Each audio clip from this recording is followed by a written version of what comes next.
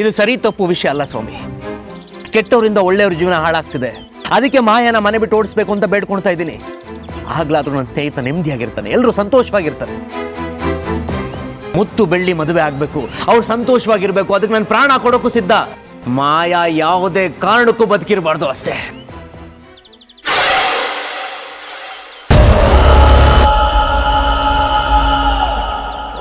ಅಲ್ಲಿವರೆಗೂ ನೀನ್ ಬದುಕಿರ್ಬೇಕಲ್ಲ.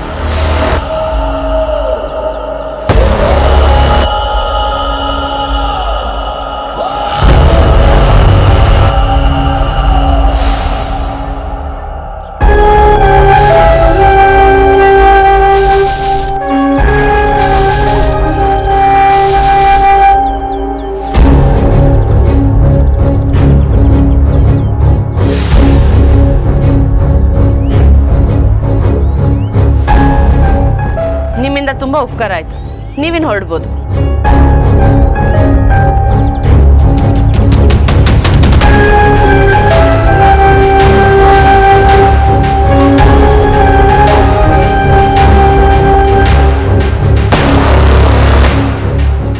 ದೊಡ್ಡಪ್ಪ ಇಲ್ಲಿ ನೋಡಿ, ನಾನ್ ಬೇಗ ಸಾಯ್ಲಿ ಅಂತ ಯಾರೋ ದೇವ್ರ ಹತ್ರ ಅಪ್ಲಿಕೇಶನ್ ಹಾಕಕ್ ಬಂದಿದ್ದಾರೆ.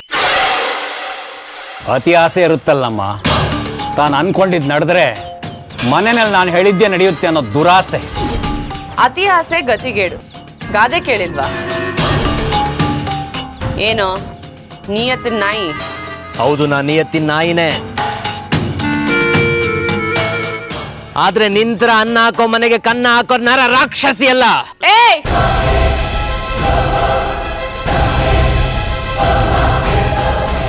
ಮಾಯಾ, ಒಂದು ವಿಷಯ ಹೇಳ್ತೀನಿ ಕೇಳಿಸ್ಕೊ. ಮುತ್ತುಗೆ ನಿನಗಿಂತ ಬೆಳ್ಳಿ ಅಂದ್ರೆ ತುಂಬಾ ಇಷ್ಟ. ಅದು ನಿನಗೆ ಗೊತ್ತಾಗ್ಲಿ ಅನ್ಕೊಂಡಿದ್ದೆ, ಇವತ್ತು ಕಾಲ ಕೂಡ ಬಂದಿದೆ. ಮುತ್ತು ಬೆಳ್ಳಿನೇ ಮದುವೆ ಆಗ್ಬೇಕು ಅಂತಿದ್ದಾನೆ. ದಯವಿಟ್ಟು ಅವ್ರ ಮಧ್ಯೆ ಬರಬೇಡ.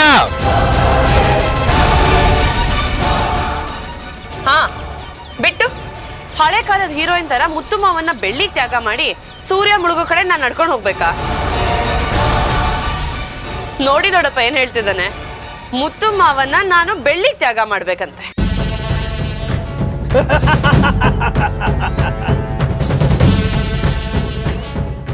ತ್ಯಾಗ ಮಾಡೋದಕ್ಕೆ ನಾನ್ ಹೀರೋಯಿನ್ ಅಲ್ಲ, ವಿಲನ್. ಮುತ್ತು ಮಾವನ್ ಮದ್ವೆ ಯಾವತ್ತಿದ್ರು ನನ್ ಜೊತೆನೆ ನಡಿಬೇಕು, ನಡೆಯತ್ತೆ. ಅದಕ್ಕೆ ಯಾರೇ ಅಡ್ಡ ಬಂದ್ರು ನಾನು ಅವ್ರನ್ನ ಸುಮ್ನೆ ಬಿಡಲ್ಲ. ಷಣ್ಮುಗ, ಸುಮ್ಮನೆ ನಿನಗೂ ಮಾಯಂಗೂ ಯಾಕೆ ಜಗಳ? ಒಂದು ಅಗ್ರಿಮೆಂಟಿಗೆ ಬಂದ್ಬಿಡೋಣ, ಆಗ ನಿನಗೂ ಈಸಿ ಆಗುತ್ತೆ, ಬೆಳ್ಳಿಗೂ ಯಾವ ತೊಂದರೆನೂ ಇರೋದಿಲ್ಲ. ಏನ್ ಅಗ್ರಿಮೆಂಟ್? ನಾನು ಮುತ್ತು ಮಾವನ ಹತ್ರ ನಿನ್ ಬಗ್ಗೆ ಏನು ಹೇಳಲ್ಲ, ನೀನು ನನ್ನ ಬಗ್ಗೆ ಏನು ಹೇಳ್ಬಾರ್ದು. ಈ ಯುದ್ಧ ಏನೇ ಇದ್ರು ನನ್ನ ಬೆಳ್ಳಿ ಮಧ್ಯ. ನೀನೀಗ ಬೆಳ್ಳಿ ಪರವಾಗಿ ಸೇರ್ಕೊಂಡಿದ್ಯಾ ಅಂತ ಗೊತ್ತು, ಅದ್ರ ಬಗ್ಗೆ ನನಗೆ ಚಿಂತೆ ಇಲ್ಲ. ಯಾಕಂದ್ರೆ ನೀನೇನ್ ದೊಡ್ಡ ಡಾನ್ ಅಲ್ಲ. ನಿನಗೆ ನನ್ನನ್ನ ಮನೆ ಬಿಟ್ಟು ಆಚೆ ಕಳಿಸ್ಬೇಕು ಅಂತ ಆಸೆ ಇದೆ, ಇರ್ಲಿ ಪರವಾಗಿಲ್ಲ. ಆದ್ರೆ ಪದೇ ಪದೇ ನನ್ನ ದಾರಿಗೆ ಅಡ್ಡ ಬರ್ತಾ ಇದೆಯಾ, ಅದಕ್ಕೆ ನಾನು ನಿರ್ಧಾರಕ್ಕೆ ಬಂದಿದ್ದೀನಿ. ಏನದು? ಇನ್ ಸ್ವಲ್ಪ ದಿನದಲ್ಲೇ ನಿನ್ನನ್ನ ಮನೆ ಬಿಟ್ಟು ಆಚೆ ಕಳಿಸ್ತೀನಿ, ನೋಡ್ತೀಯಾ?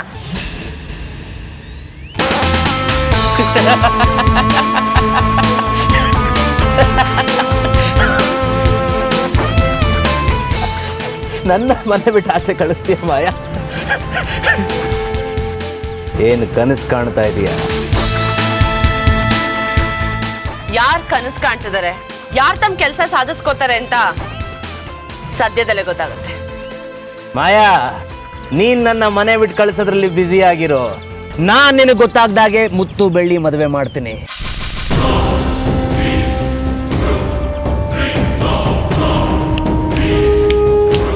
ಆ ವಿಷಯ ಕೇಳಿ ಹುಚ್ಚಿ ತರ ಬೀದಿ ಬೀದಿ ಅಲಿಲಿಲ್ಲ ಅಂದ್ರೆ ನನ್ನ ಹೆಸರು ಈಶ್ವರನ್ ಮಗ ಷಣ್ಮುಗನೇ ಅಲ್ಲ.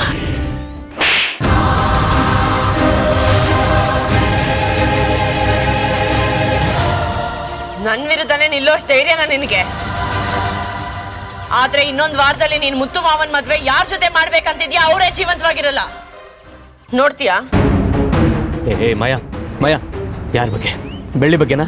ಬೆಳ್ಳಿ ಬಗ್ಗೆ ನನ್ನನ್ನು ಏನ್ ಬೇಕಾದ್ರೂ ಮಾಡು, ಬೆಳ್ಳಿಲ್ ಮಾತ್ರ ಏನು ಮಾಡಬೇಡ ಪ್ಲೀಸ್, ದಯವಿಟ್ಟು. ಅರೆ, ಇಷ್ಟೋ ತನಕ ನೀನ್ ಒಂದ್ ಕೈ ನೋಡ್ಕೋತೀನಿ ಅಂತ ಆವಾಜ್ ಹಾಕ್ತಿದ್ದೆ, ಈಗೇನ್ ಹೋಯ್ತು ನಿನ್ ಪೌರುಷ? ಅಗ್ರಿಮೆಂಟ್ ಅಂತ ಬಂದ್ಮೇಲೆ ಎಲ್ಲ ಬಿಟ್ಕೊಡಕ್ಕಾಗುತ್ತಾ?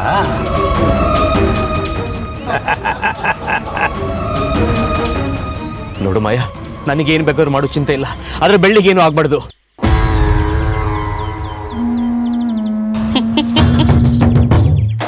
ಬೆಳ್ಳಿ ನಿನಗೆ ದೇವ್ರು ಕೊಟ್ಟು ತಂಗಿ ಅಲ್ವಾ? ಸದ್ಯದಲ್ಲೇ ಅವಳಿಗೊಂದು ದೊಡ್ಡ ಆಪತ್ತು ಎದುರಾಗುತ್ತೆ. ನಿನ್ ಕೈಲಾದ್ರೆ ಕಾಪಾಡು.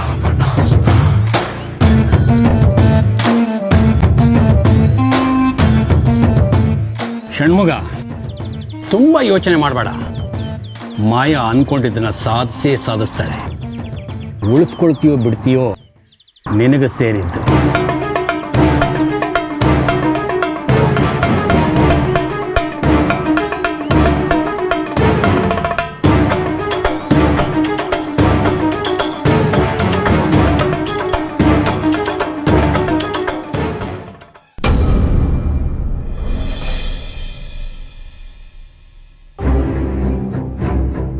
ಬೆಳ್ಳಿ, ಈಗ ನಾನು ಕೇಳ್ತಿದ್ದೀನಿ ಅಂತ ತಪ್ಪು ತಿಳ್ಕೊಬೇಡ. ಮಾಯಾಂದ ನಿನಗೇನೋ ಮತ್ತೆ ತೊಂದರೆ ಆಗಿದೆಯಾ? ಷಣ್ಮುಗಣ್ಣ, ನೀವಿನ್ನೂ ಆ ವಿಚಾರ ಬಿಟ್ಟಿಲ್ವಾ? ಇಲ್ಲ, ಅವ್ರನ್ನ ಬದಲಾಯಿಸ್ತೀನಿ, ಒಳ್ಳೆಯವ್ರು ಮಾಡ್ತೀನಿ ಅಂತ ಹೇಳ್ತಿದ್ದಲ್ಲ, ಅದಕ್ಕೆ ಕೇಳಿದೆ. ಮಾಯಕ ಒಂಥರ ಜ್ವಾಲಾಮುಖಿ ತರ, ಕೋಪ ಬಂದಾಗಷ್ಟೇ ಕೆಂಡ ಕಾರೋದು. ಅದ್ ಬಿಟ್ರೆ ನೀವ್ ಅನ್ಕೊಂಡ್ ಹಾಗೆ ಅವ್ರು ಕೆಟ್ಟೋರಲ್ಲ.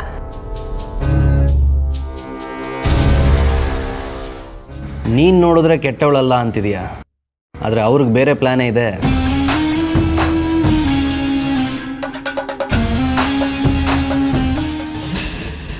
ಹಲೋ, ಯಾರು? ಮುತ್ತು ಅವ್ರು ಮಾತಾಡ್ತಿರೋದಾ? ಹೌದು, ನೀವು ಯಾರು? ಅಣ್ಣ, ನಾನು ಶಂಕರ್ ಅಂತ ಮಾತಾಡ್ತಿರೋದು. ನೀಲಾಂಬರಿ ಅವರು ಕಳೆದೋಗಿದ್ದಾರಂತ ಪೇಪರಲ್ಲಿ ಆ್ಯಡ್ ಕೊಟ್ಟಿದ್ರಲ್ಲ, ನಾನು ಅವ್ರನ್ನ ಮಡಿಕೇರಿಯಲ್ಲಿ ನೋಡಿದೆ.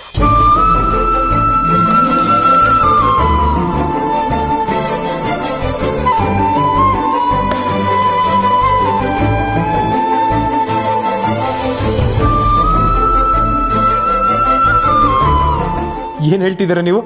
ಚಿಕ್ಕಮ್ಮನ ನೋಡಿದ್ರಾ? ನಿಜ ಹೇಳ್ತಿದ್ದೀರಾ ತಾನೇ? ನಾನು ಈಗಲೇ ಬರ್ತೀನಿ. ಆದ್ರೆ ಚಿಕ್ಕಮ್ಮ ಎಲ್ಲಿದ್ದಾರೆ ಅಂತ ನಿಮ್ಗೆ ಗೊತ್ತಾ? ಅಣ್ಣ, ನಂದು ಮಡಿಕೇರಿನೇ. ಅವರು ಏರಿಯಾ ಬಿಟ್ಟು ಎಲ್ಲೂ ಹೋಗೋ ಚಾನ್ಸೇ ಇಲ್ಲ. ನೀವು ಹೇಗೆ ನೋಡಿದ್ರಿ ಅವ್ರನ್ನ?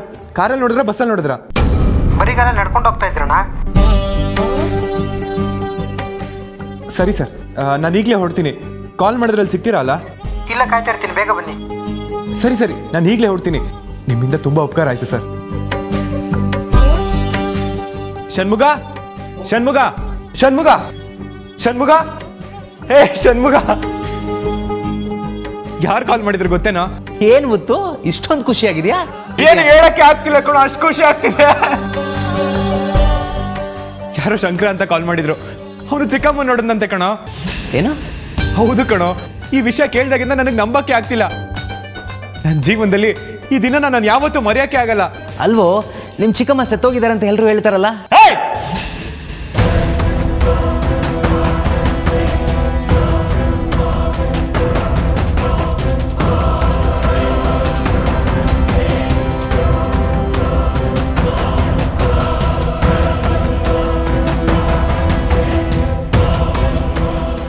ಏನೋ ಮಾತಾಡ್ತಿದ್ಯಾ? ಏನೋ ಮಾತಾಡ್ತಿದ್ಯಾ ನೀನು? ಸುಮ್ಮನೆ ಹುಚ್ಚುಚ್ಚು ತರ ಮಾತಾಡ್ಬೇಡ.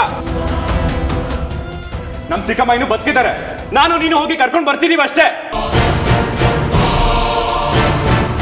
ಮುತ್ತುನ ಇಲ್ಲಿಂದ ಸಾಕಾಕೋಕೆ ಮಾಯಾ ಏನಾದರೂ ಪ್ಲಾನ್ ಮಾಡಿದಳ?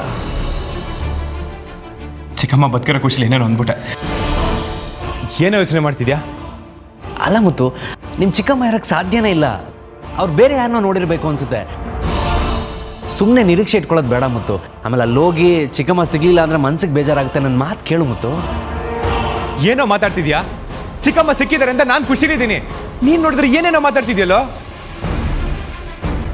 ನೋಡು, ನನ್ನ ಚಿಕ್ಕಮ್ಮ ಇನ್ನು ಜೀವಂತವಾಗಿದ್ದಾರೆ. ಅವ್ರು ಬದುಕಿದ್ದಾರೆ ಅಂತ ನನ್ನ ಮನ್ಸಿನ್ನು ಹೇಳ್ತಿದೆ.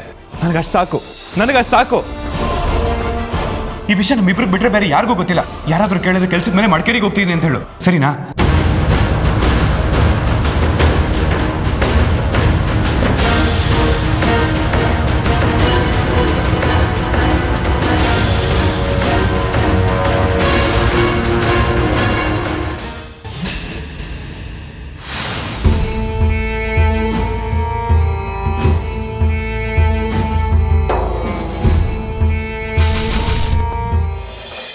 ಬೆಳ್ಳಿ,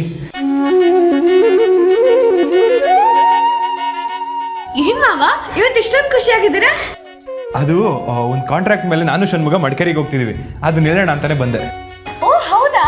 ಒಂದ್ ಒಳ್ಳೆ ಕೆಲ್ಸಕ್ಕೆ ಹೋಗ್ತಿದ್ದೀರಾ ಅಂದ್ಮೇಲೆ ದೇವ್ರಿಗೆ ನಮಸ್ಕಾರ ಮಾಡಿ ಹೋಗಿ ಮಾವ. ಸರಿ ಬಿಡಿ, ನೀನು ಹೇಳ್ದಾಗೆ ಆಗಲಿ. ಮಾವಾಗೇನಾದ್ರೂ ಸಿಹಿ ಮಾಡ್ಕೊಡೋಣ.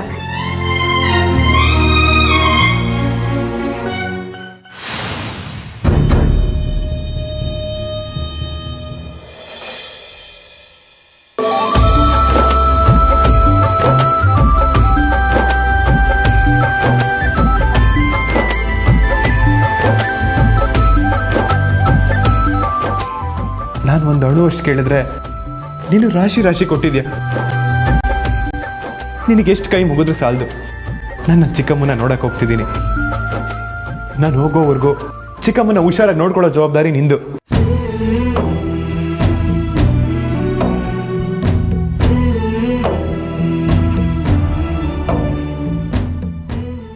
ಮಾವ ಹೋಗೋಕ್ ಮುಂಚೆ ಮೊಸರು ಸಕ್ಕರೆ ತಿನ್ಕೊಂಡು ಹೋಗಿ.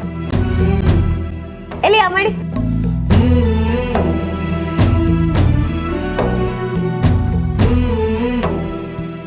ಬಿಳಿ ಸ್ವಾತಿ, ಐಶು ಮತ್ತೆ ಕಾರ್ತಿನೆಲ್ಲ ಮನೇಲಿ ಇರೋದುಗಳು. ನಾನು ಬೇಗ ಬಂದ್ಬಿಡ್ತೀನಿ, ಸರಿನಾ? ಷಣ್ಮುಗ, ಗಾಡಿ ತೆಗ್ಯೋ. ಎಲ್ರೂ ಮನೇಲಿರೋದಕ್ಕೆ ಏನಕ್ಕೆ ಹೇಳಿದ್ರು? ಅಂತ ವಿಷಯ ಏನಿದೆ?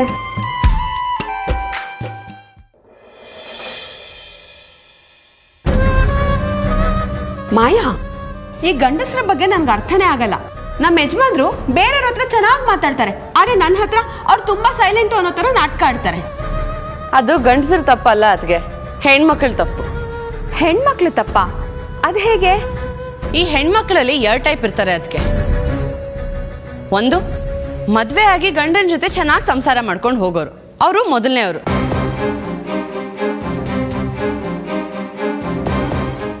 ಇನ್ನು 2ನೇವ್ರು ಏನಂದ್ರೆ, ಒಬ್ಬ ಗಂಡಿಗೆ ಇನ್ನೊಬ್ಬರ ಜೊತೆ ಮದುವೆ ಫಿಕ್ಸ್ ಆಗಿದೆ ಅಂತ ಗೊತ್ತಿದ್ರು ಅವ್ರ ಮುಂದೆನೆ ಕಾಫಿ ಕೊಡೋದು, ತಿಂಡಿ ಕೊಡೋದು, ಜೊತೆ ಜೊತೆಲೇ ಓಡಾಡ್ಕೊಂಡು ಇರೋದು ಮಾಡ್ತಾರೆ.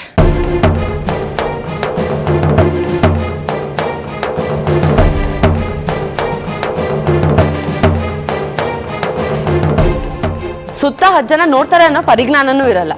ಅವ್ರ ಲೆವೆಲಿಗೆ ನಾವ್ ಇಲ್ಲಿ ಕಾಂಪೀಟ್ ಮಾಡಕ್ ಆಗಲ್ಲ ಬಿಡಿ. ಅದೇನಿದ್ರು ಅವ್ರಿಗೆ ಸರಿ. ಓ ಆ ಥರ ಅನ್ನೋ? ಆ ಥರ ಅಲ್ಲ, ಅದೇ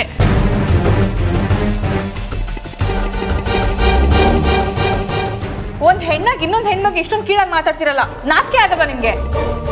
ನಾಚಿಕೆ ನಮ್ಗೆ ಯಾಕೆ ಆಗ್ಬೇಕು ಐಶು? ಆಗೋರಿಗೆ ಆಗತ್ತೆ ಬಿಡು. ನೀವ್ ಬೆಳ್ಳಿ ಅದ್ಗೆ ಬಗ್ಗೆ ಮಾತಾಡ್ತಿದ್ದೀರಂತ ಇಲ್ಲಿರೋ ಎಲ್ಲರಿಗೂ ಗೊತ್ತು. ಏನೇ ಹೇಳಾಗಿದ್ರು ನೇರವಾಗಿ ಹೇಳಿ. ಯಾಕೆ? ಧೈರ್ಯ ಅಲ್ವಾ ನಿಮ್ಗೆ? ಐಶು, ನಿನ್ ಮಾತು ಕೇಳಿ ನನಗೆ ಭಯ ಆಗ್ತಿದೆ. ಅದ್ ಯಾರು ಅಂತ ನೇರವಾಗಿ ಹೇಳ್ಬೇಕಂತೆ. ಅಯ್ಯೋ, ಅದ್ ಹೇಗೆ ಹೇಳಿ? ಹಾಗೆ ನಡ್ಕೊಳ್ಳೋರು ಇದೇ ಮನೇಲಿದ್ದಾರೆ ಅಂತ ನಾನು ಹೇಗೆ ಹೇಳಿ? ಮುತ್ತು ಮಾವನ್ ಜೊತೆ ತುಂಬಾ ಸಲಿಗೆಯಿಂದ ನಡ್ಕೋತಿರೋದು ಬೆಳ್ಳಿನೇ ಅಂತ ಹೇಗೆ ಹೇಳಿ? ಅದಕ್ಕೆ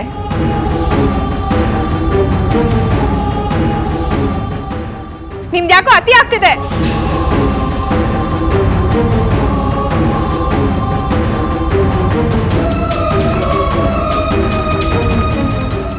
ನೀನು ಕೈ ಹಿಡ್ಕೊಳ್ಳೋದಂತೆ, ಐಶು ಅಲ್ಲೇ ನಿಂತ್ಕೊಳ್ಳೋದಂತೆ.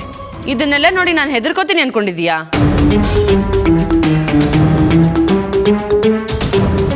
ಮುಂದೆ ಬೇಡ ಬೇಡ ಅಂತ ತಡೆಯೋದು, ಹಿಂದೆ ನನ್ನ ವಿರುದ್ಧನೇ ಪಿತೂರಿ ಮಾಡೋದು. ನಿನ್ ಬುದ್ಧಿ ಏನು ಅಂತ ನನಗೆ ಗೊತ್ತಿಲ್ವಾ? ಪ್ರತಿದಿನ ನನ್ನನ್ನು ಸೋಲ್ಸಿ ನೀನ್ ಗೆದ್ದು ತುಂಬಾ ಹಾರಾಡ್ತಿದ್ಯಾ ಅಲ್ವಾ? ನೀನ್ ರೆಕ್ಕೆ ಪುಕ್ಕ ಹೇಗ್ ಕಟ್ ಮಾಡ್ಬೇಕು ಅಂತ ನನಗೆ ಗೊತ್ತಿದೆ. ನಿನಗಿರೋ ಅಷ್ಟು ಕೊಬ್ಬನ ಹೇಗೆ ಇಳಿಸ್ತೀನಿ ಅಂತ ನೋಡ್ತಿರೋ.